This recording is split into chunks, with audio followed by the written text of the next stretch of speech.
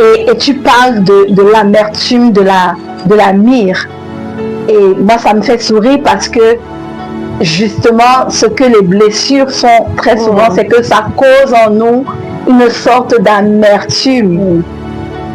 Et le mariage demande à ce que on fasse à un certain moment donné des face à face avec soi-même pour non seulement régler les problèmes avec son passé, mais pour se voir comme dans un miroir. Parce que si tu entres dans le mariage en ayant l'impression que tu es quelqu'un de parfait, tu risques de ne pas aller loin.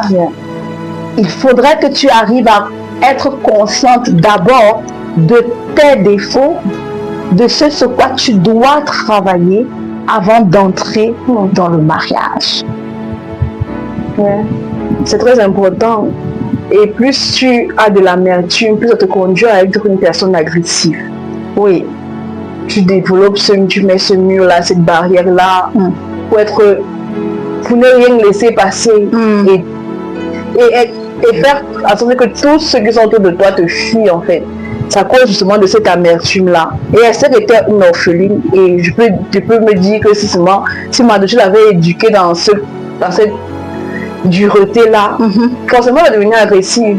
Parce qu'elle va regarder les parents des autres, comment est-ce qu'ils fonctionnent et comment lui il éduque.